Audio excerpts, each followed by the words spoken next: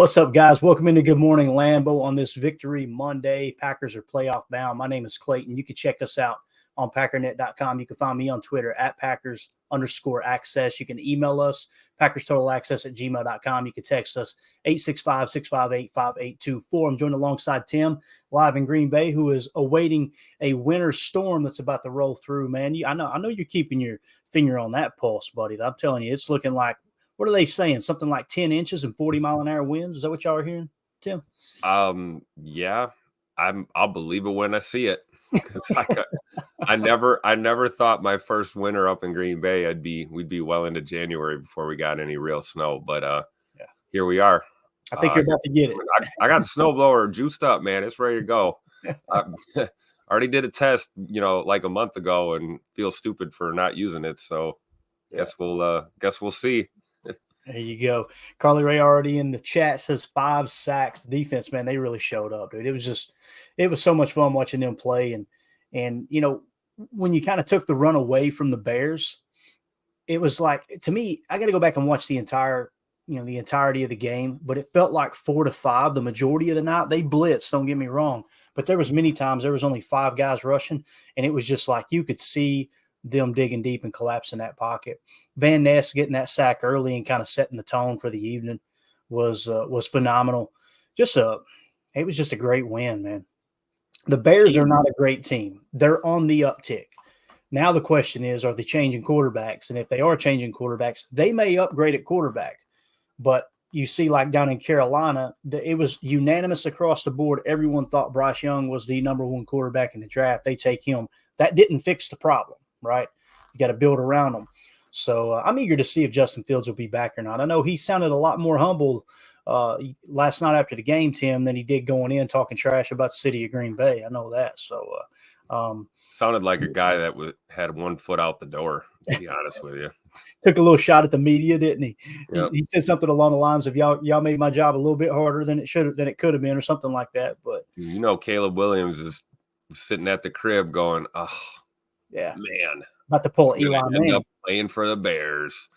Yeah, he might want to hire Archie Manning to come in and get him out of that. You know what I'm saying? Just like they did Eli. But yeah, Larry, you hit the nail on the head, my friend. He said, "I can't believe 18 weeks have passed. Seems like the season just started." We were talking about that a couple of days ago, Larry. This season absolutely flew by. Yep. It was a lot of fun, a lot of ups and downs.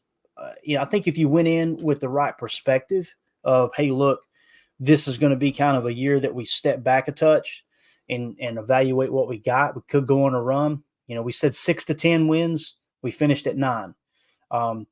Same amount of wins in 1992 when Brett took over at quarterback, right? 3 more wins than Aaron had the first year he took over with a better receiving core. The more you dig into the Jordan Love stuff, mainly statistically, we've talked about the tape all year long. Early on, he was late on the reads and he was inaccurate. Now he's perfectly on time with the reads and his accuracy has improved tremendously. I think he finished the year, 20 or whatever it was, 64.5, maybe 64.8%. At one point, he was like 58% completion percentage. So just goes to show you, man, we talked about early on, accuracy is a hard thing to fix, and typically you fix it with your mechanics. Jordan didn't fix it with his mechanics. Jordan just got more accurate, which is really cool because you've seen that case study for Josh Allen. He's the poster child for being an inaccurate passer. But, there it was right there, 112.7 passer rating over the last 8 games, had 2 touchdowns as well. Just phenomenal job down the stretch by Love. Somebody else posted a screenshot of his record against NFC North this year, Tim. Bro, when it's a big game, Jordan Love plays better. And maybe mom and pops knew what they were doing naming him Jordan, because there was another guy who had pretty clutch. Yeah. So it's funny. We talked about those issues early in the year. We even talked about it during camp. We were seeing, some throws during these team drills and stuff. And, I kind of equated it to, it's like, sighting in a new rifle. It's not, it's going to take time. And the more shots you take and the more you're analyzing what you're doing, you're going to hone it in and zero it out, as they say, right? And that's what Jordan is fully zeroed, locked in. And some of these throws were just, I mean, the one to Reed really comes to mind. He just dropped it in the bucket, man. I don't know if you heard LaFleur's comments about that. Hey, what was up with that play to Jaden Reed? And he said, "Oh, the Jaden wasn't in the progression on that one. That was just Jordan being Jordan." Yeah. And it's like, you talk about the chemistry between these guys on that offense. It's like Jordan just knew it, trusted it, and just, threw that, don't throw it where I am, throw it where I'm supposed to be. And it's like, here's a guy that's not even in the progression reads, and Jordan knew where he was going to be. Just put it on him. Thing of beauty, man. I love to see it. I heard that too, and we're actually going to break the play down here in a minute. I get the next gen, overhead view of just the numbers, just the players, no actual footage. He technically wasn't in the progression. Obviously, he's in the play. He's running a wheel route from the wing position coming out of Bunch Nasty X, and basically it would have been Bunch Nasty X, F quick to wing, and then you ran essentially a strike concept. And you guys heard us talk about the Bears play a ton of zone. They play. I want to get into it right. As a matter of fact, we'll just go ahead and jump into it here in just a second. But they play a lot of zone. We said, how do you beat zone? You flood zone.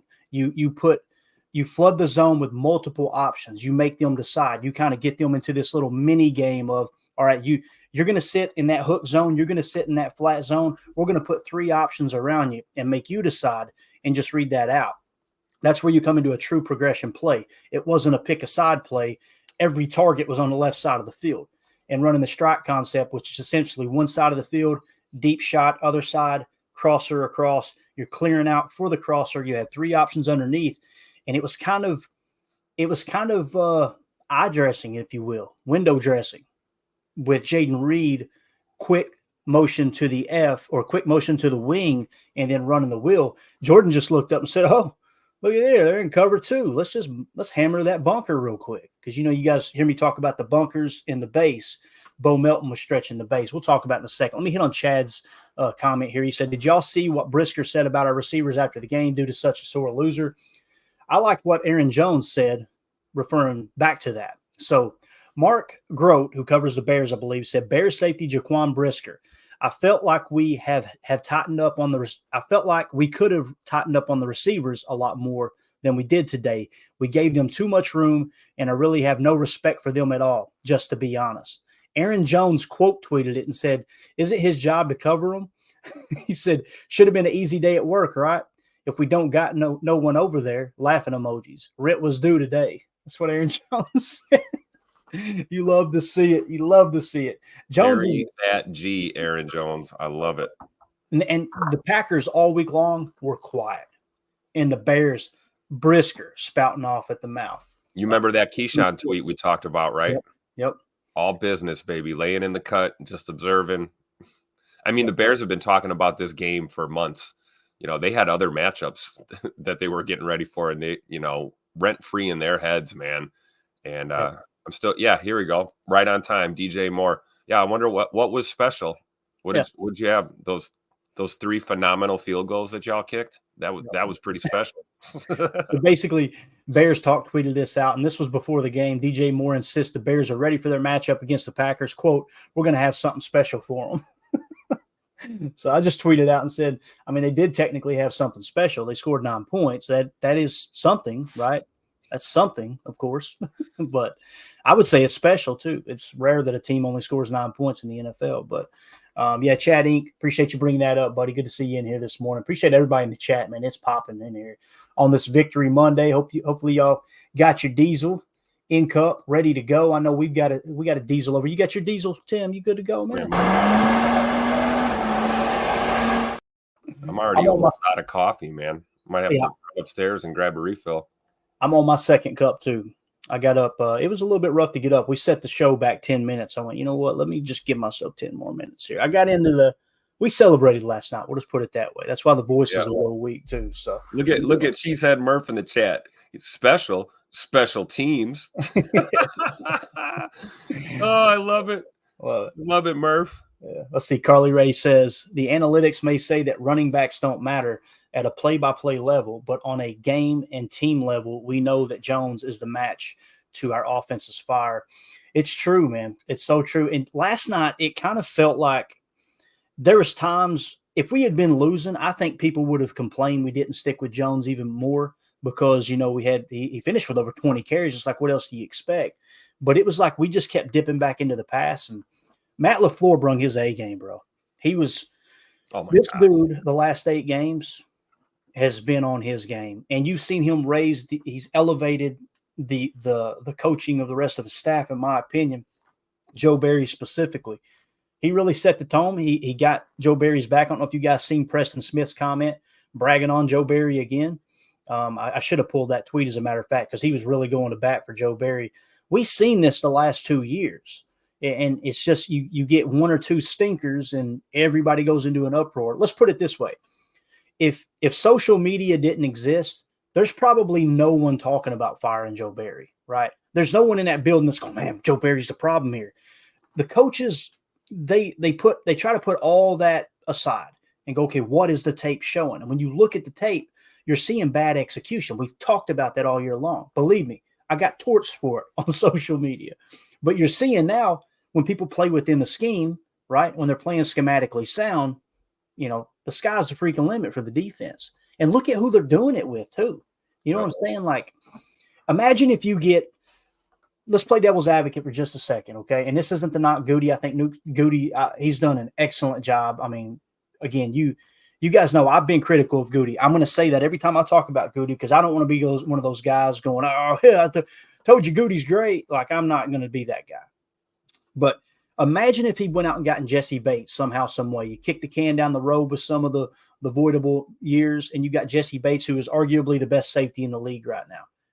Imagine what this defense would look like with a Jesse Bates playing safety. That's what you've got the opportunity to do this offseason, especially once the David Bakhtiari contract is either cleared or adjusted.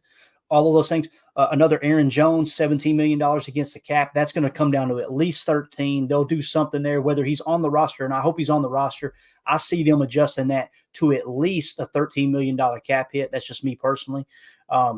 So if they do all that and you could somehow, some way go out there and get a top 10 safety or find one in the draft, Tim, this defense, I'm telling you, man, the reason it's funny, everybody made it sound like they're literally the bottom 3 in the league. And when you ask them what metric, it's always DVOA. It's always DVOA. When you look at the points allowed and the situational aspect of how you're calling the defense and the red zone defense. What was the other thing, too? There was a stat last night on the broadcast. I almost wrote it down. I wish I had. They were number 2 in the league in some kind of stat. It was like a specific category, maybe opening drives or something like that, where they were like the number 2 defense in the league. It was another one of those just interesting scenarios, situational football that really, really matters. And that's where I feel like you just can't put it on the play column, man. You can't. Yeah. But we've been so good too, in these situations where when we have coughed up turnovers, I mean, I'm trying to think of a time that it's really hurt us. You know what I mean? Like, Jordan had the fluke fumble, the helmet hits the ball. It is what it is. And you're thinking, oh crap, here we go. And then the defense just comes out and it's like, nope, it's not going to hurt us. Yeah.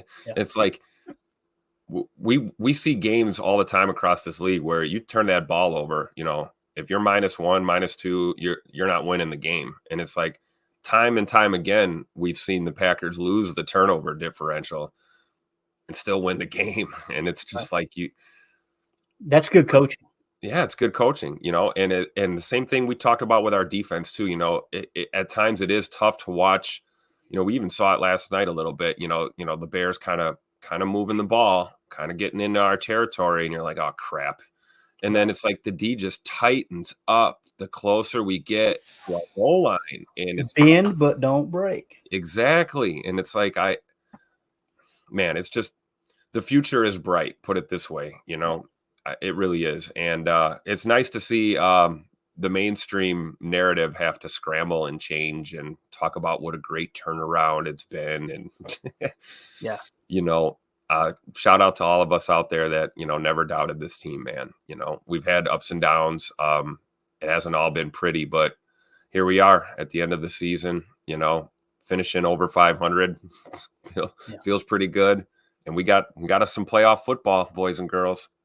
Yep, we sure do. Ryan Jennings, thank you for the super chat, buddy. He said Bears had, quote, special teams ready for us. Yeah. Appreciate you, Ryan. Thanks for the super chat.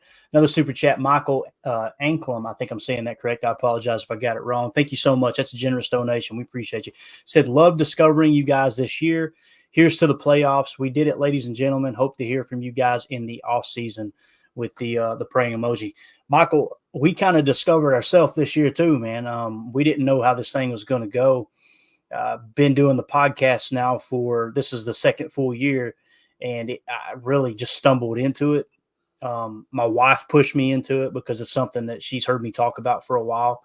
And when we went on YouTube, I didn't know how this was going to go. I expected us to be that YouTube channel with 3 people watching. And it's like, you know what? It's a way to record the audio for the podcast. If 3 people show up, then great. And things have really blown up, man. We'll be at 3,000 subscribers here real soon. It has very little to do with us and a whole lot to do with the listeners and the viewers, because you guys create this whole community in the chat. And we're very good about being respectful. And if someone's not respectful, we're getting them out of here. We're here to talk about what happened in the game and do it in a respectful way. We've got other fans of other teams that'll drop in here that we're playing, and they're welcome too to have a respectful conversation. They can come in here and root for their team. That's cool. And we'll do a little trash talking back. By the way, last night, Destiny, who commented on the show, right, did the super chat. Mm-hmm. I went downstairs, slid the door open, and she's sitting on the couch with Mandy. I was like, what are you doing here? So she super chatted from the couch downstairs. I didn't even know she was here. So that was a cool surprise. But I said, she said, man, she went, they were mean to me in the chat. And I went, what did they say? And she went, well, it wasn't too bad, but they were just saying, get that Cowboys fan out of here. That's how. Right. A little bit of friendly ribbon. That's okay. Like you said, Clay, right? As long as it's respectful, we're all good. Definitely. So it hit me sitting on the couch last night, with a little Woodford. And I'm like, dang, we're playing the Cowboys next week. All right. So we kind of got excited about that. She's a big Cowboys fan. Their whole family is. So good stuff there. But Michael, thank you for the chat, buddy. We appreciate you, man. Go ahead, Tim. Sorry, Clay. Yeah. Did you see Mike McCarthy's brief comment? He was asked about the matchup coming up with the Packers, and what did he say? He basically said he wasn't too familiar with us. So is that what he said? Well, like this year, meaning like we haven't had a matchup, so. And I'm sitting here hearing that, and I'm like this, I'm like, okay, yeah, have fun in the film room, Mike, because there's a lot there. You don't know who you're gonna get when we come down there. I'll tell you this though, Maddie LaFleur and Joe Barry better be in their bag again, because it's going to take another performance like this to run with the Cowboys, and you'd be a fool to not respect what they're doing down there in Dallas. So it's going to be an interesting week here prepping for playoff football. Mm-hmm. Yeah. Carly, I'm trying to find your comment that you had earlier. I don't see it. You can give me a timestamp maybe, or if you don't care, maybe top it back out again. It's something about the defense. I definitely will hit on it there.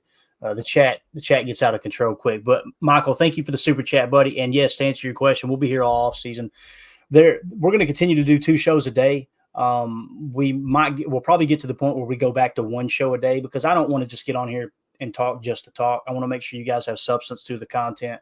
But we'll be here all off season. We're not going anywhere for sure. As a matter of fact, I've got some ideas. I've been brainstorming. We may have more content for you guys moving forward in the form of different shows, but we'll continue to get creative with that. But thank you, Michael, for supporting us, buddy. We appreciate you.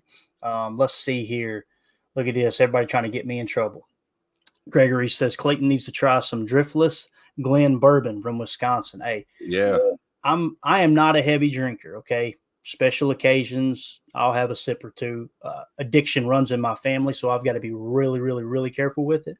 What I do like to do, whether it's coffee or bourbons and things like that, is gather stuff from all over the country. So I need to get me maybe just a small sample of that. We'll get you a bottle. Cool. That's my step pops right there, Greg. Oh, is it really? What's up, Greg? We got a bottle for Christmas, nice. And I'm happy to say that there's like none left of it. So good stuff for sure if you like bourbon. Not all good bourbon has to come from Kentucky. So Oh no, dude, there's great bourbon all over the place. There's no doubt yeah. about that. Yeah, the Driftless blend, really good stuff. I will tick people off with this comment though. A lot of people talked up old fashioned to me. I gotta say it, guys. I don't like an old fashioned. Am I the only whiskey old fashioned or brandy old fashioned? I think it was probably brandy old fashioned. That might be why. When I was in Wisconsin, I tried it at like 3 different spots. Just make me an old fashioned the Wisconsin way. So whatever that is, I didn't even ask what alcohol was in it, but I wasn't a big fan. Sweet or sour too. That's the other. Which way are you going? Yeah, it wasn't sour. It had an orange in it. I know that. Okay. All right, here we go. I found that comment from Carly Ray. She said, these last 2 games where the defense performed well, were there any schematic adjustments made in game by Joe Barry? Was there any point where the scheme wasn't working and adjustments made quickly? I think that stuff gets overblown, Carly, and this may not be the answer you're looking for, but it's the first thing that comes to mind for me. I can't tell you one time this year or the last 5 years where I was watching a game and went, man, they're getting burnt because of this. Wow, what an adjustment. I think that's overblown. I think there are slight things that happen in the game where it's, you know, depending on how the game flows out, you go, okay, right here, let's just go ahead and go to man coverage, or right here, let's stick with zone, right? We run a combination of all of these things. We talked about the analytics all year long. There wasn't anything last night where I went, wow, great adjustment. There just wasn't. What I did see at times, I seen man coverage, and guys were all over their man, plastered on their guy. I seen zone blitzing where the blitz just looked aggressive, but it looked under control. It's one thing to blitz from a sense of we're just going all out blitzing. I don't care about the rush lane. I don't care about, whether the quarterback can scramble. Everyone looked like they played under control. The old Mike Wall quote, right? How you arrive at confrontation determines how you handle confrontation. Everyone looked like they played under control.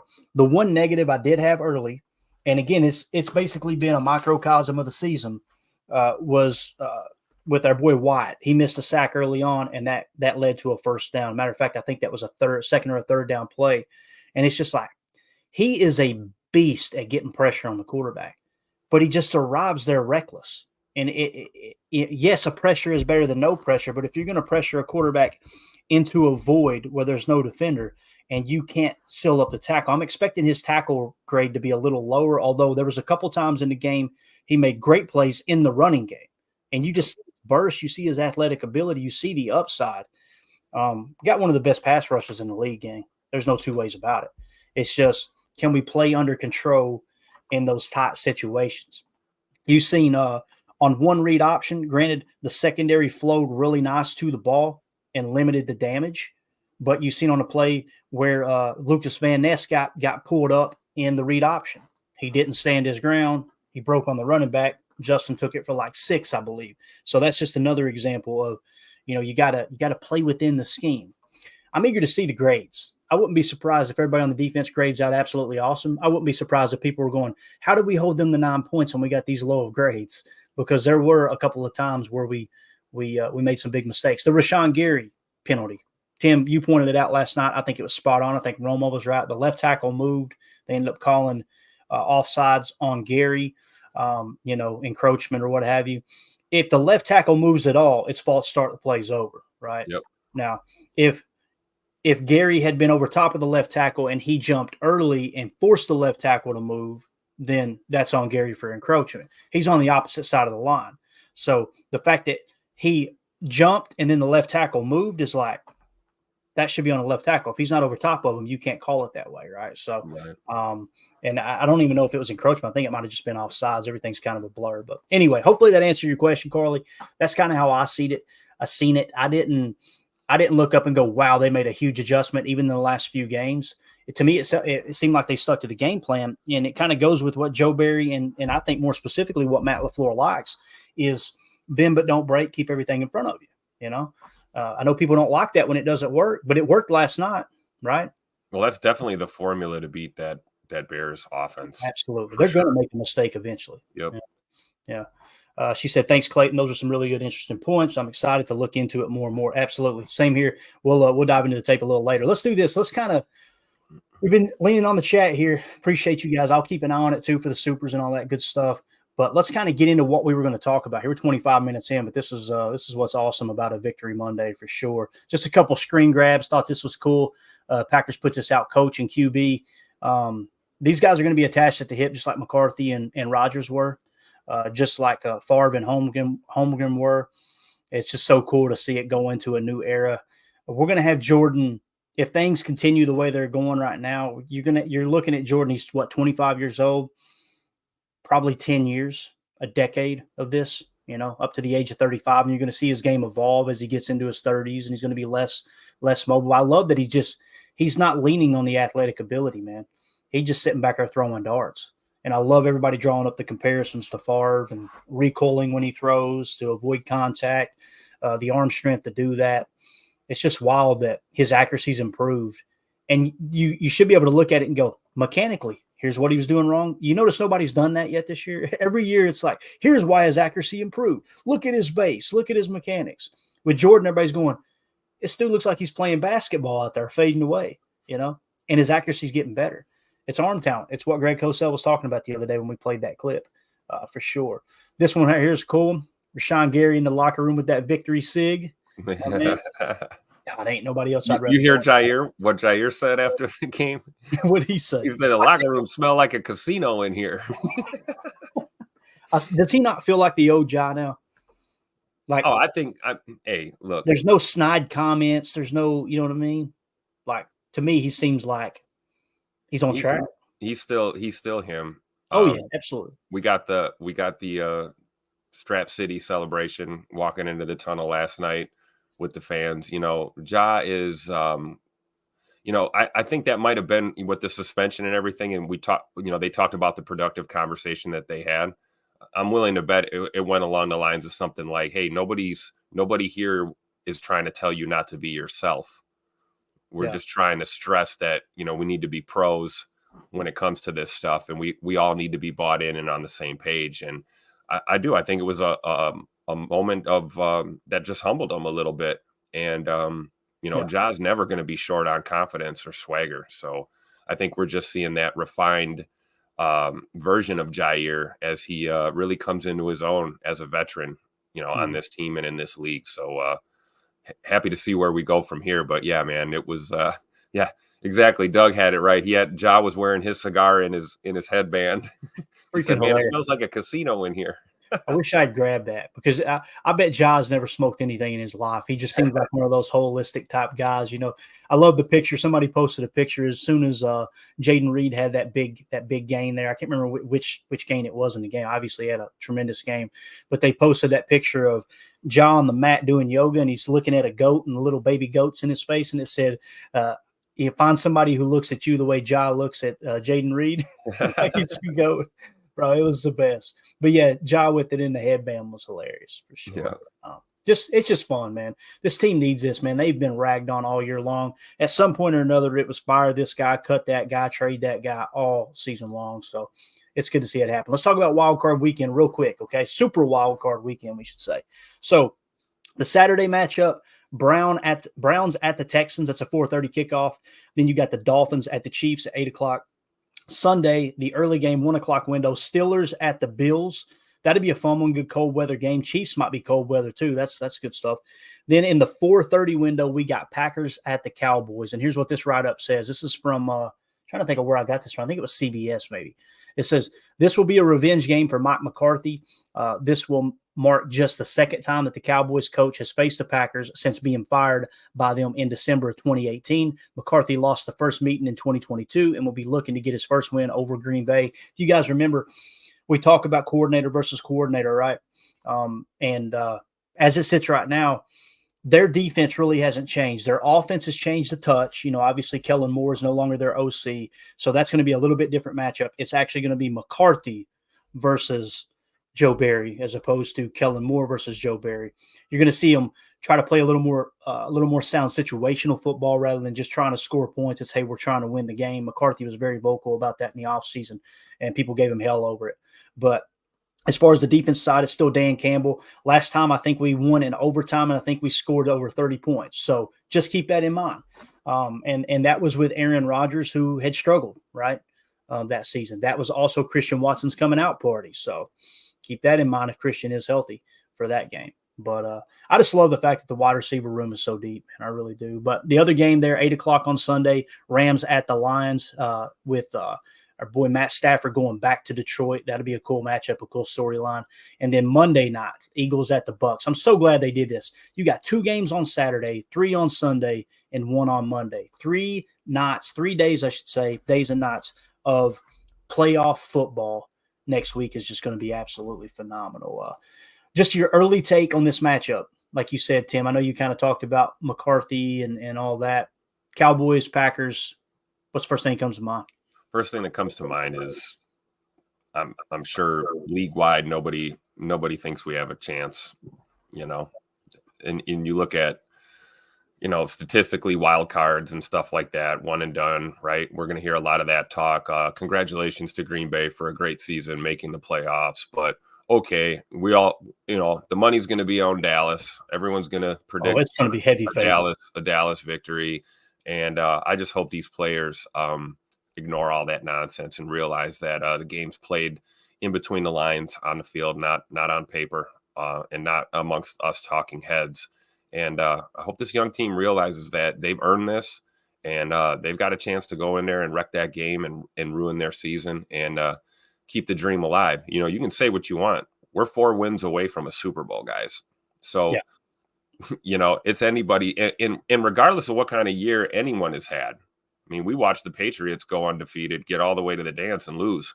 So like you're what you did this year, it may sound cold, but it doesn't matter anymore. It doesn't, because here we are. It's playoff football time. The only thing that matters is this matchup Sunday. So, I really hope that the guys give themselves a chance to go out here and win this game and not act like they're just supposed to be happy to be there, because that's not what this is about. They've earned it. And, we need to respect our opponent and not underestimate our opponent, but also not lay down and act like we're supposed to lose. I hope we go out there and give them hell and steal a win down in Dallas. Hey, like you said, playing with the house's money, though. Carly Ray says, and I think Dallas is undefeated at home this season. I'm pretty sure that's accurate too, Carly. Doug said, I'm not sure our offense isn't better in a dome. What we always said about prior teams. If I remember correctly, Doug, we have played really, really well indoors this year. Well, think of Minnesota. Love absolutely torched the Vikings. Think of Detroit on Thanksgiving. Absolutely torched the Lions. We're pretty good indoors. And one of the questions I had about Jordan Love was, how's he going to play in the cold, right? We got the first sample of it last night. As by the end of the game, it was in the 20s, I believe. Lights out. Arguably his best game of his career. So, just awesome, man, to see everything moving forward here. But yeah, Doug, I think we played pretty good in the dome, if I remember correctly, this year. So appreciate you guys in the chat. Let's do this. We got us a playoff video that was dropped by Packers.com on their Twitter handle there. Obviously at Packers, their YouTube channel. Go give it a like. Go give it a share. All that good stuff. This video right here is just straight to the point. It's the best radio broadcast team in the entire NFL. Larry McCarron and Wayne Larrivee. And just the way they put this together, Tim, it's phenomenal. Let's check it out. Love throws the fade, dodge, leaping grab left to the end zone. Touchdown! That is the most resilient performance I've ever seen in my life. You guys continue to show up every day. Got running room to the house for the touchdown! Keep battling, keep chopping, keep fighting. Hit it, blitz the throw! You know what it feels like. You know what it looks like. That's the standard. Keyshawn Nixon! And you know what's scary? You're starting to believe. Yes! And intercepted on the play. We came with a purpose tonight. There is your dagger.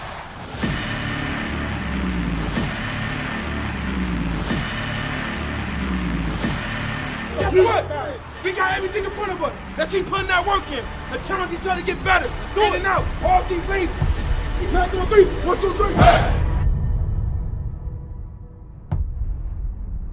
Woo!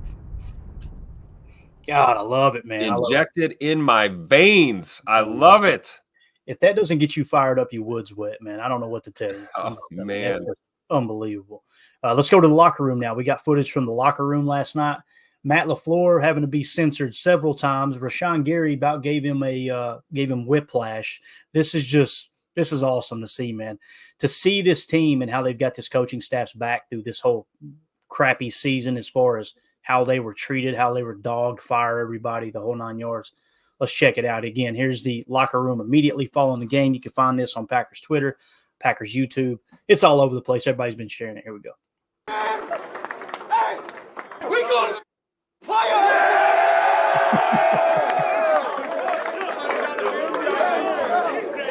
we going to the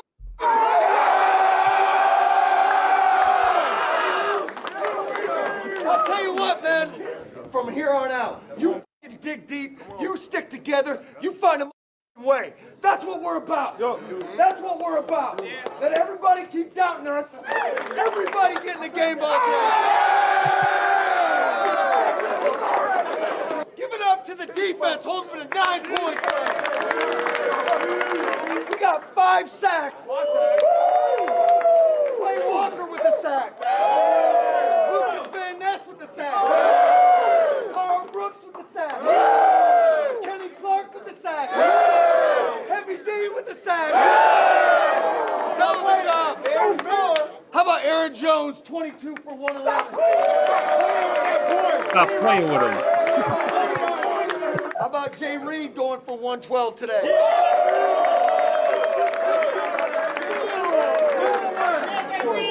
Bo Melton with some big time kicks. Wicks with 5 for 62.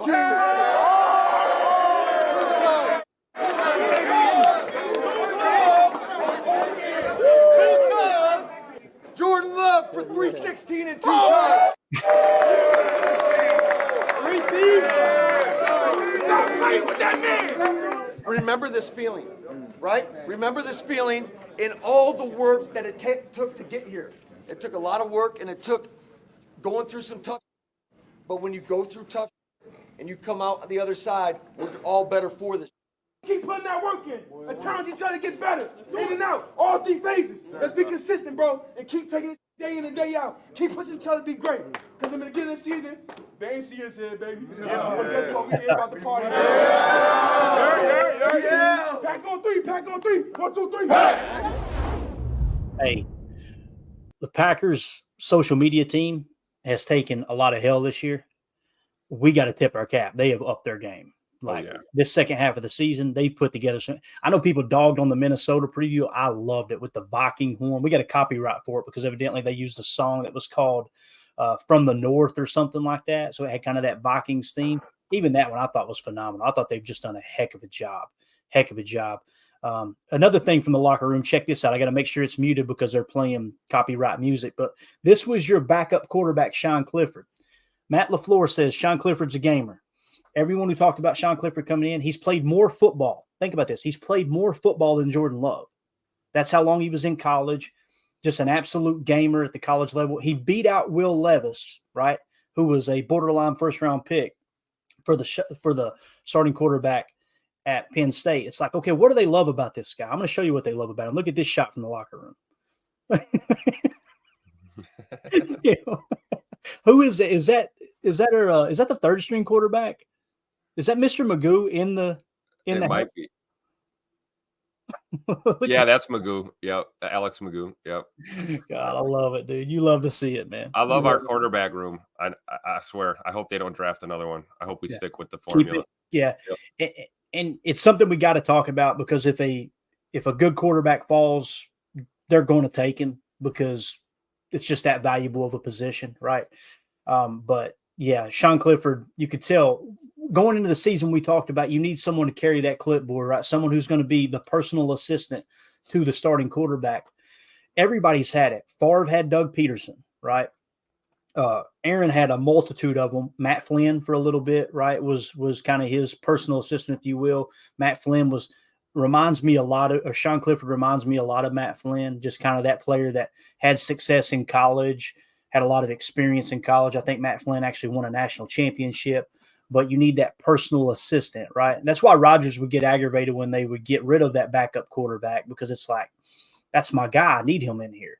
People don't look at the backup quarterback that way. They look at it like, oh, they're competing and trying to take their job. When you've got an established quarterback, QB1, it's a totally different dynamic. With Sean Clifford coming in, I was a little bit critical going, man, I would rather get a more proven backup quarterback that can help Jordan Love be a better football player. Matt Ryan came to mind. I wasn't one saying you got to go get Matt Ryan. There's an offset clause with the NFL, whether you're in the media or anything, when it comes to the salary. So that was going to make things real tricky to bring in like a Matt Ryan. What I overlooked with Sean Clifford when they drafted him was all the experience he had. I would be comfortable saying Sean Clifford has probably seen more defensive looks than Jordan Love. That's what's wild. Now, does he have the talent of Jordan Love? No, not the arm talent, the natural, ability. But it's just cool to see that aspect. When I seen him pushing that hamper around, I was like, boy, Sean Clifford is completely bought into his role on this team. And you could tell they love that dude for sure. Absolutely. Yeah. Check this out. Jen Wright got all the tea. She said Sean Clifford just got engaged too. Love him too. That's cool. I didn't know he just got engaged. That's awesome. People going, does that matter? It does. It does. It's amazing how there's a certain the toxic side of the fan base is like, I don't care about none of this stuff. You got to come and do your job, and you got as if they're a coach in the room, right? Right. These players are people too, and I think it's important to kind of cover it that way. But we had Coach LaFleur talking to Larry McCarron outside of the locker room. I haven't even heard this. It's the first time I've heard this one. But let's see what Coach LaFleur had to say to The Rock. Like I said, Larry McCarron, former center for the Packers, played in the 80s, just an absolute stud on the mic too. Let's see what they had to say. Shannon, that's right. The head coach of the Green Bay Packers, the victorious Green Bay Packers, joins us now. Matt, congratulations. What's the feeling right now? What was the locker room like? Oh, they're excited. Certainly, well-deserved. Our guys have continued to stick together and battle through some adversity. And, it was a great atmosphere tonight, a great win. Obviously, the rivalry in itself certainly made it a little bit more difficult than we would have liked to. We had a couple miscues that really could have cost us, most notably the one at the end of the half, not coming away with any points there. But I thought all in all, just a complete game by really all three phases. Let's begin at the beginning. The guy that has been front and center this whole period of getting better and better and better, Jordan Love, a couple touchdown passes, a quarterback rating of 128 plus, another outstanding night for young Jordan Love. Yeah, he just continues to do it. And, he's got guys out there that are making plays for him, which always helps. I think our offensive line is doing an outstanding job in pass protection. There's not too many times he's getting, pressured, and which is a lot easier on a quarterback. But the times that there are, he seems to find a way out of it. So he is playing outstanding football. He's definitely established himself, I think, in this league for years to come. And he'll continue to grind and put in the work, because that's what it's going to take to stay there. 111 yards rushing for Aaron Jones. Did he run with heart and desire or what tonight? And that's the number one rushing defense in the league, I'm told. Yeah, we knew they're a good defense. I think they've done an outstanding job. You can see the improvements that they've made. But I think the story of the game was our ability to hold the ball and control the game on offense. It was crazy that we only had 17 points and didn't punt one time. I know we had the costly turnover and obviously the gaff at the end of the half, but I thought all in all our offense kind of controlled the game. Once again, your young receivers came to play. Jaden Reed, Dontavian Wicks, Bo Melton, all making big plays for you. Yeah, all those guys, some critical plays, taking hits, catching the football. And they've shown so much growth throughout the course of the season. They got great poise. They love to compete, and they push each other to get better. What do you think of your defensive effort tonight? I think anytime you hold somebody to under 10 points, that's a pretty solid effort. So our defense obviously did a great job keeping them out of the end zone. We had some timely sacks that really, hurt Chicago's opportunities to score points, whether it's kicking field goals or whatever. And so I thought, all in all, that was pretty good defense. 75 yards allowed when it comes to the running game for the Bears. I mean, that's a team that wants to run the ball and runs it pretty well. Yeah, I thought, our defense played great. We played outstanding, played physical, physical brand. You could see that on the first play of the game all the way through. So that was a playoff-type atmosphere, a playoff-type game, and hopefully that will, serve us well moving forward. Now, you being the head coach of the Green Bay Packers who have qualified for the playoffs, do you know anything about the playoffs? Does the league office get in touch with you? We don't know anything right now. Hopefully sooner or later we'll know. I do know that we're going to play Dallas against an outstanding football team, and one that we haven't seen this year, but just some of the crossover tape. I think it's obviously a very well coached team with a lot of superstars. 2-5 to 9-8 and a spot in the playoffs. You just have to be awfully proud of everybody involved, the guys, your coaching staff, yourself, for just this once, which you can be proud of yourself. No, it's a credit to everybody, just kind of sticking together. There were some rough moments, obviously, early in the season where things weren't just clicking very well.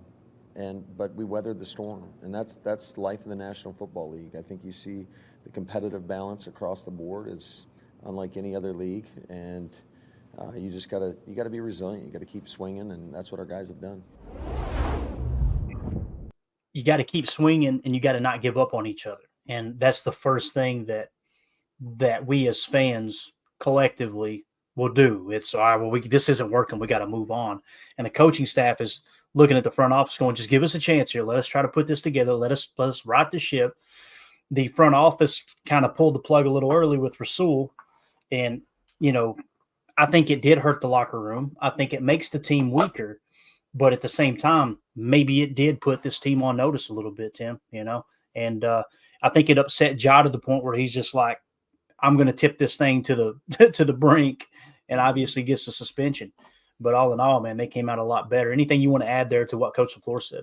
Yeah, just, Larry McCarron with the absolute great technique, able to hold two microphones with the wonky pinky finger, and, just able to really execute. So shout out to The Rock for being the, total pro that he really is. But no, in all seriousness, I think Coach LaFleur's got a lot to be proud of. And he talks about the adversity that really everyone faced. And you're right that, the tendency is when things are going wrong, you want to cut and run, or you want to pull the plug, and you want to start something different or look elsewhere.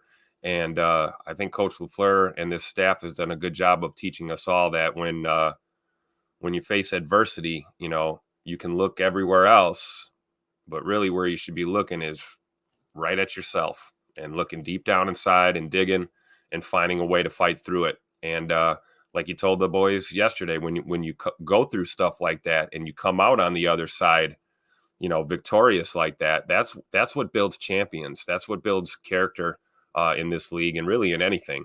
So I think it's just hats off. We talked about a lot of the, we talked about concerns this year with position coaches and developmental coaches versus, technical coaches versus, getting the best out of these players. And I think this is a testament to this staff banding together. A lot of times you'll see there'll be a rift or a skiff in a staff when you struggle and you get a lot of finger pointing. And we haven't seen that. We've seen these guys really just gel together. And it's the reason why we're playing playoff football here in Green Bay. So, hats off to Matt LaFleur and that staff. Certainly the locker room doesn't look lost to me. I think you're right. I think the Rasul trade, as much as we questioned it and still not a big fan of it, it certainly did something. It certainly told these guys that, hey, maybe that's what it was. It's like, man, if Rasul can get traded, any one of us guys could be out of here. So, and you got two ways to go at that point. You can, tuck your tail between your legs and cower, or you can step up and take it to the next level as a team. And that's what these guys have done, especially with our secondary. That was evident last night, man, that secondary was playing as a unit. And it's, you love to see it, man. So just proud of the job Matt LaFleur's done and the way this team's played here down the stretch. It's going to be a nice ride here in the playoffs for sure. Definitely. I'll tell you who else has stepped up. That's BetUS, the official sports book of Packers Total Access Live. We appreciate them supporting the stream, supporting the show. If you guys want to support the show in a different way, it costs $0 to do. If you click on the link in this description, that'll send you directly to BetUS, where you can register for free as a customer. And by doing that, it lets BetUS know that we sent you to them, okay?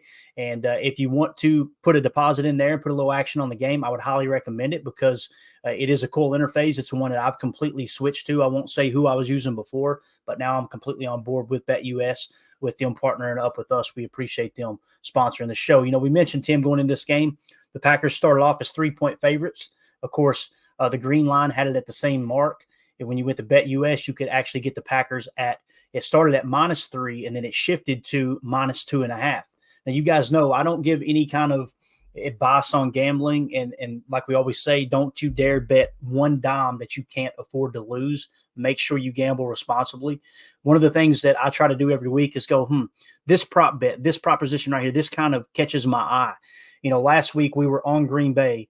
I think they were whatever they were, +1, whatever it was, going into Minnesota, wherever the line ended. This week we were looking at it and going, okay, the line has moved from now 3 to 2.5 with the Packers, right? -2.5 in that regard, being favorites. So it's moving towards Chicago. But the thing that caught my eye was the over-under. When I looked at the over-under sitting at 46 points there on BetUS, the last mark that we had, I also checked in on, look at the far right column, talking about the over-unders on the teams, the alternate over-unders, right?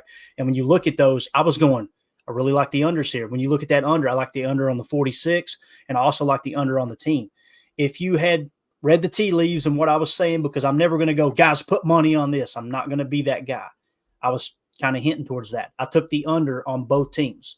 Okay, the under 20.5 for the Bears, the under 23.5 for the Packers. Hit on both those bets. So just to kind of give you an idea of how they've got a multitude of options at BetUS. Again, they've been in business now for 30 years. Been in business since 1994 as America's favorite sports book, the official sports book of Packers Total Access Live. We appreciate them supporting us. Let's move on to a little X's and O's, Tim, a little preview to Chalk Talk. You want to do that, man? Let's go, man. Before we do, I want to get to this in the chat. Jen Wright said, did anyone hear anything about Dobbs spitting up blood equals not good? I immediately went, okay, who was the source? Who was the first person to tweet it out? It was actually John Kuhn who tweeted it out. So I think it was legit. Doug said there's a few people. We'll get back to that one in a minute. I apologize. Paul Robertson said, we were speculating if Dobbs was hit in the mouth or bit his tongue. It sounded to me like the original tweet, which John Kuhn quote tweeted someone else. It sounded really confident that it was him spitting up blood. So you don't want to speculate too much, but we definitely want to mention that's something that's serious, obviously. Let's see. Nick McSwain says, the Packers are the only team to hold the Bears under 10 points all season. Nick, go tweet that out, brother. Go tweet that out. Just let people hear about that on the old Twitter bird, because they find 1,000 excuses to run Joe Barry through the freaking mud, and it's just amazing. You look at some of the stats, inconsistent, absolutely, but they've done some pretty remarkable things this year too. Jen Wright says, so humble, love Matt LaFleur. Yeah, he definitely leads with that humble approach. Nick McSwain, LaFleur will never take credit for a win. Talk about a class act. Completely agree. And then Ron went back to the injury. Said, I thought bruised lung, possibly when I looked at the replay. It was a pretty hard hit. I do remember seeing that hit too, Ron. We'll see how that plays out. Here's another one back to Joe Barry. Doug said there's a few people doing a Homer Simpson backing into the Ivy on prior FJB comments too. I bet they are, man. Again, winning fixes everything. Remember that poll. Don't forget that poll where that group of Packer fans, what did they say? That they would rather lose out and miss the playoffs to fire Joe Barry than to win out, keep Joe Barry, and end the season on a positive note. And like I said, a playoff berth is just mind-boggling. You cardboard Packer fans. It's just wild, man. To think that was a real thing. If I hadn't seen it and somebody said, I heard rumors, I go, that's probably just rumors. When I seen that poll, and not only did you see that's probably people being trolls. No, you go to the comments of that poll, and they were backing it up. I guarantee you there was many, many, many people that deleted tweets over at least the last 12 hours. So, it's just wild how quickly things turn. Tim said, I've had enough of this. I'm out of here. He'll be back in a minute, I'm sure. We're going to get into some X's and O's talk now. Let's see the chat here. Paul Robertson said Joe Barry has entered the chat. There you go. And let's see, number one Packer fan. I have to eat some of my Joe Barry words, even though I still don't think he is the DC of the future. But as I've said before, if you can find anyone better, then if you can't find anyone better, then keep him, I think is what he's saying there. I think there are better options out there, number one Packer fan. So I'm all about improving the room. I just couldn't stand the slander, man. If you see it, you got to say it. When you look at the tape, I didn't look at the tape and go, man, this coordinator doesn't know what he's calling here. You looked at the tape and went, this is bad execution. So maybe more along the training, the coaching is where the issue is more than the X's and O's in the scheme. But let's talk X's and O's for just a second before we get out of here. I wanted to hit on these real quick. This I thought was really cool. This is the play. I'm going to drop the ticker down for just a second. These are a couple of the NextG plays that we're going to hit. NextG Stats does this thing where they've got GPS tracking on the players, and this is really cool. So this came in the second quarter, okay, 7:25 left. This is a 3rd and 1 play. This is the touchdown to Dontavian Wicks. Some people were referring to this as the drift concept. I don't really consider it the drift concept unless they are rolling to the right. That's just me personally. I could be wrong on that. But essentially, you came out here was a nasty 12 look, right? You came out in a nasty 12, 2x2 look. And we're talking about the Wicks touchdown here, Tim, just so you know. So they come out in the nasty 12 look, and you'll notice there's a little bit of quick motion. You notice a dotted line there behind Tucker Kraft, okay? And I'm going to roll it through a few times. So he's going to go kind of quick. He's playing what we call U, and Ben Sims is playing Y here, okay? You'll see the attached tight end on the right. That's Ben Sims, number 89. And really what I would have called this play is nasty doubles, right? Quick to wing, U quick wing, okay? So he's going to quick. The ball's going to be snapped. He's technically going to be at the wing. They're in an ace set, 12 look, 1 running back, 2 tight ends. And what you're going to see is a double crosser, okay, what we call double climb. And it's a deep mesh play, in my opinion. As we roll it here, I'm going to play it back and forth a couple of times. I want you to kind of see how it starts off here, okay? Snap. I'm pretty sure it was play action. If not, you get kind of the same effect. You'll see 49 slide over. You notice it's man now because look at number 9 following 85, following Tucker Kraft. So now you know it's man. You know it's cover 1 man. You'll see 29 pick up Bo. 53 jumps out. And look at that threading the needle to Wicks, right? Again, let's watch it again. Watch the double crosser, kind of a mesh look. You get the safety to commit. All Jordan Love is reading right here is what's number 4 doing. What is the safety doing here? And you see he stays on the opposite side with Bo Melton, so he goes to Wicks. The other thing I want you to notice here, look at the separation. This is man coverage. Look at number 13. Look at that separation. That's what we're talking about with Dontavian Wicks. This is GPS tracking, okay? So this shows you just how far he's separated. When people talk about the GPS tracking, they're talking about NextG Stats and the yardage of separation that receivers are creating. This is what we're talking about with Tay Wicks. This is Devontae level top stuff, entry level Devontae Adams top stuff, okay? So look at that separation. Again, a little late on the throw. You'd like to see him throw it out there sooner, but nonetheless still threaded the needle. Great catch. Another thing I want you to look at when we're talking about Matt LaFleur being in his bag, watch Ben Sims. Why? Staying in the block. Look at 89, block and release. Look how open he is, butt naked through the trailer park. Yep. There were so many options right here for Jordan Love. Look at 89. 32's trying to bounce back and take him, or not 32, but 29 tries to hammer down. He realizes, oh, crap, we got a leak underneath. Him and 4. It was actually 4 that broke off.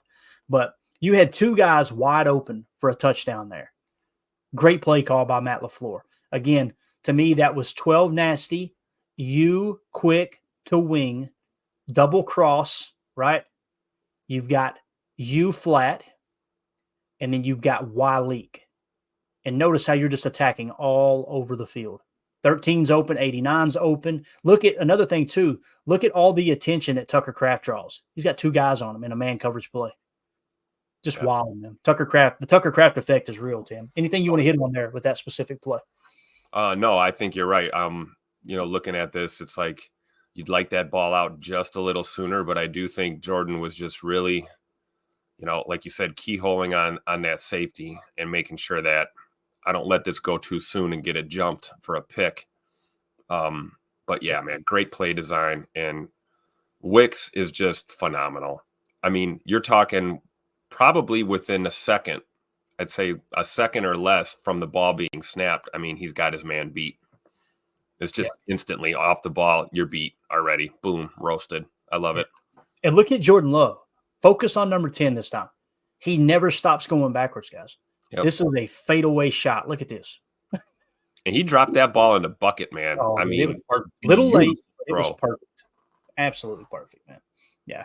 Just a really, really fun play to kind of see it happen from a GPS standpoint. Let me check the chat. Okay, we're good there. Let's move on to the other play. Okay, again, some people call this drift. I wouldn't refer to it drift unless he was rolling right. To me, it was more of a mesh concept, like a deep mesh, a double crosser look. Like I said, you've got the U quick to wing, attack the flat, high-low read, good to go, hit number 13, and then you got the Y leak. So we'll hit that on Chalk Talk, I'm sure, but just wanted to kind of give you guys the next gen version. All right, let's move on to the next one. This is a good one too. Really enjoyed this one. Let me pause it real quick. Let's set the stage here. This is the Jaden Reed play. I'm pretty sure this is this the one that Matt LaFleur was talking about, Tim, where you hit the deep, whatever it was, 56-yarder to Jaden Reed in the fourth quarter. Do you think that's the one he was talking about when he said he wasn't a part of the progression, or was that a different? Is this the wheel? This is the wheel, yeah. Yeah, I think this is the one he was talking about. So here we go. And maybe Matt misspoke. Maybe he was just saying like Reed was later in the progression or something. You know what I mean? Like I can't think that he wasn't in the progression. I just think that maybe that wasn't the first look, but Jordan must have saw something. Yeah. And I'll show you what he's seen right here. We came out in Bunch Nasty X, so it was 11 gun, Bunch Nasty X, strong right, T weak, okay? And you'll see you got the quick pre-snap motion. The quick motion, you see the dotted line. We went from Bunch Nasty X with Jaden Reed playing flyer, okay? So we would call this 11 gun, Bunch Nasty X, F quick to wing. So two specific plays here back-to-back that we're showing you where they went quick motion to wing. And what that means is you're in between the guard and the tackle in the backfield, but you're not deep as the quarterback. You're playing kind of that wing look, all right? So Bunch Nasty X, F quick to wing. And if you look at the play, this is essentially what you call strike, okay? That's a very generalization of the play call. You would call this a strike concept. This is what Shane Waldron uses really well in Seattle. He did last year to get that franchise turned around. So with the strike concept, on one side of the ball, you've got a deep shot, and on the other side, you've got a crosser going underneath. The deep shot clears out, the crosser comes underneath. Notice how there are no options on the right side of the field. That's by design. And the reason being is they know that Chicago's playing heavy zone. So if they're playing heavy zone, how do you attack zone? You flood those zones. So you can see the routes that they're trying to attack. They're trying to attack underneath. They've got three options underneath, flooding the zone. This is just kind of a short, quick, dart game. You're playing the strike concept, so you've got a couple home run hits. If you want to hit the seam to 80, Bo Melton, you got it. If you want to hit the crosser to Wicks, number 13, you may have it. And you got multiple options underneath. Okay, but that quick motion is going to be a wheel route essentially from the wing. So when the ball is snapped, Jaden Reed is going to go like he's running not really a flat. It's more of a shoot. It's kind of a hybrid of a flat and a shoot route. He's going to go straight to the sideline and then up the sideline for the wheel route. Okay, so that's kind of the motion there. It's a switch concept because he and Bo are changing places essentially post snap. So Bo's going to attack the seam. You got three options underneath. Now, if you're playing cover three, you're going to attack underneath because you're flooding that zone. If you got three guys deep, I want you to imagine number 29 in the white on the left side is covering deep third, number 9 is covering deep seam, and number 4 has backside responsibility deep third. Imagine if that's the play call. You would hammer underneath here and hit the open guy. This isn't pick a side. This is true progression, okay? But when the ball snapped, what they realized real quick here, Tim, on this 1st and 10 play, they're playing cover 2. So as soon as you realize number 29 is playing cover 2, it means number 9 and number 4 have to split deep, okay? They're playing deep halves. So how do you attack cover 2 zone? 3 ways. You got 2 bunkers, a bunker on each side. Some pros refer to it as the hole shot. It's over top of the corner underneath the safety. Or you can attack the base, which is down the seam. The base is a wider target, an easier target to hit in cover 2, but you've got to determine, are they in Tampa 2 or are they in regular cover 2? Last week, we busted the base open with cover 2 or with Tampa 2. Even though they were playing Tampa, Jordan threaded the needle. You guys remember in Minnesota, down the seam to Jaden Reed, we broke that down on Chalk Talk. This is traditional cover 2. As we watch this play unfold, I want you to look where Jaden Reed ends up on the wheel. He ends up in the bunker. No options on the right side of the field. This isn't pick a side. This is true progression. Jordan's going to look up and go 1, 2, 3 and get rid of the ball. And I think this is what Matt was talking about. I haven't heard his comments, but other people have said the same thing you said, Tim. I think he said, the hell with the progressions. I know they're in cover 2. We're middle field open here. I'm going to hit the whole shot to Jaden Reed. When the game's on the line, fourth quarter, 12 minutes, 57 seconds left. When the game's on the line, think player, not play. Who's your best receiver right now? It's Jaden Reed. So let's roll the tape here and show you guys from a GPS standpoint. Look how quick he gets out there. See the whole shot? Bang. And it's over. That looks like cover 2 zone to me. Let's see if it might be man. It's not man. It's definitely zone. See, look at 31 and 6 over there, just kind of hanging out by themselves, right? They're flooding the zone. Now, let's pause it right here. Imagine if it's cover 3 and 29 bells. Look at the options underneath. Forget Jaden Reed. Forget deep for a minute. Forget Bo Melton down the seam. Focus on 13, 85, and 33. Focus on Tay Wicks. This is how they're attacking at 3 different levels, and they're flooding this zone. Tay Wicks over the top with the crosser. Then you've got 85 Tucker Craft underneath in the flat, the shoot. And then you've got a little, it's almost like an angle route, but between the tackles from Aaron Jones attacking mid. So imagine if 29 bells, right, immediately off the gate, and he's not in that spot right there. If that's the case, look how you would attack underneath. 53 becomes the conflict defender, and you pick your poison. You say, okay, do I hammer underneath number 49 to Tay? Do I hit 33 on the little mini angle route underneath between the tackles, or do I hit the flat? 53 becomes the conflict. You probably go to 33 there if it's cover 3. But they read it's cover 2. That's why 29 is trailing on number 11. And Jordan, this is what we're talking about. He may get a minus grade on this, believe it or not, because he didn't go through the progression, right? But he just looks up and goes, oh, he's cooked. I'm going to Jaden. Yep. And look at Jaden with the ball in his hand, bro. I think they said he hit 20.6 miles per hour on this play. And did you hear what he said? He said, I felt slow on that play and I'm mad that I didn't score. That's what he said. Yeah. 26 miles an hour this guy's running, and he's like, yeah, it was slow. Yeah. And again, the other thing too, talk about off platform. Look at Jordan Love rolling to his left. Yep. And an absolute dime. No hesitation. He knows where he's going with the football. So, again, if we had to label that play, Tim, I would say it'd be gun 11, bunch nasty X, F quick to wing, and you're going strike. They may have just one word for it. I would call this, I'd probably use a numerical system where I would go strike. You might go XZ strike, letting you know, okay, they're the ones running the 2, strike left concept here. And then, of course, you would go Y flat. You would go 33 leak is probably what you would call it with the little mini angle. And, of course, that crosser with the strike concept kind of open everything up. But, man, what a fun play. I'm excited to see that one on Chalk Talk and actually get you guys the game footage. Let's watch it roll one more time. Jaden Reed, like he was shot out of a freaking cannon, man. 29 had no chance right there. And look at Bo Melton. You hit it on the head. That was Jordan. As soon as Reed came around that corner, he knew it. Like, right boom, there. Roasted. I'm letting it go. Just let it. See it, trust it, throw it. And we weren't seeing that early in the season. We were seeing another ball pat and another hitch, all of that crap. Not yesterday. Right on the money, right on time. It's a 1st and 10 play. If this falls incomplete, we're going, why are we not running the ball? But when you hit a home run, it's great call, Matt LaFleur, right? Yep. The best time to throw is on 1st down. I have a love-hate relationship with throwing on 1st down, as you guys are well You and me both, brother. So thought we'd do, just like I said, a little mini Chalk Talk. I seen that come across the board. I want to give a special shout-out to Rob Demoski for sharing that on Twitter. He's been sharing a lot of next-gen stats stuff all year long. The GPS stuff is really cool. It really is. So, all right, Tim, we're at the hour 9-minute mark, bro. You ready to wrap this thing up? Oh, sure. All right, what do you got for me? You want me to stop talking? I don't know. Maybe. What else you got? Let's wrap this thing up. Just excited, man. Another victory Monday. You got to love it. And I think, we all, I'm sure the players are have as close to an off day as possible, whatever that means, being an NFL player, whatever an off day is. I'm sure that's, workout, training, film room, that kind of thing. So, and then tomorrow, man, it's back to business. You know, you got to take the time to enjoy this win.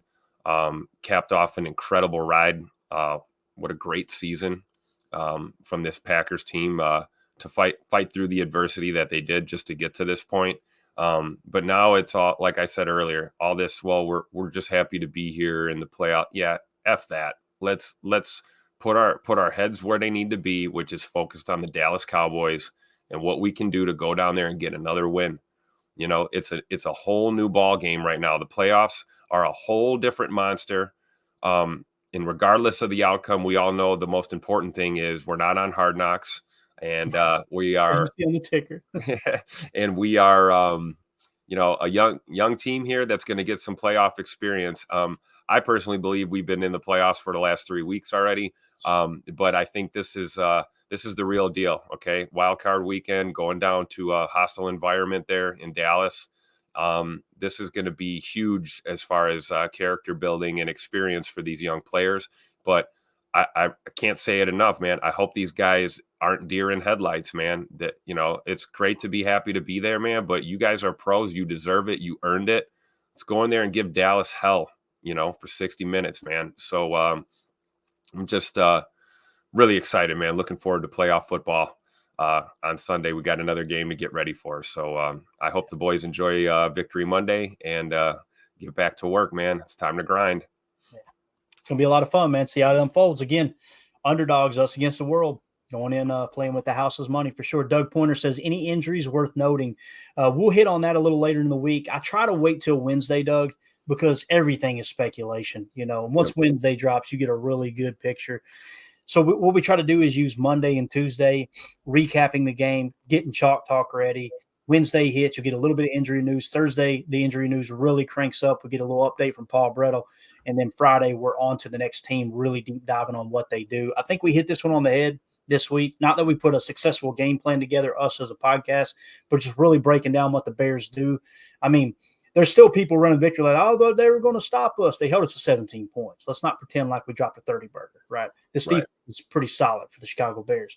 And their offense too, man, has gotten better through the year. So I think it's just a huge, huge win, man. And I really do. Derek K in the chat says, Clayton, hit me with a little bit of that John Deere green.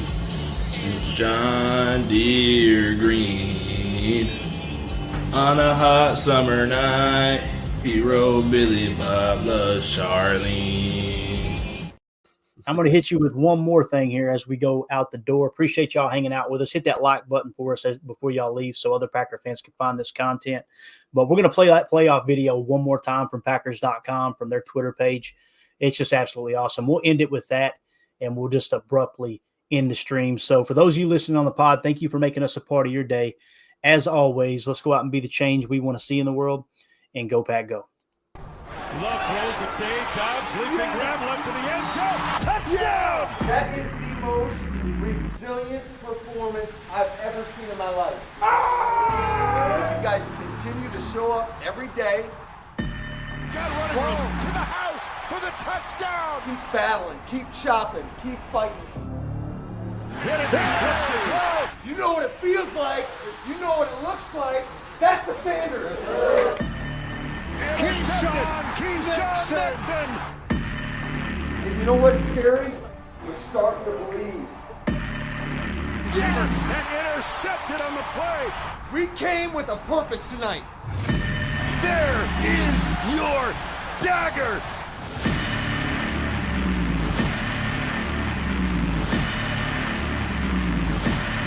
Guess what? We got everything in front of us. Let's keep putting that work in. Let's challenge each other to get better. In and out. All these phases. Keep knocking on three. 1, 2, 3. Hey!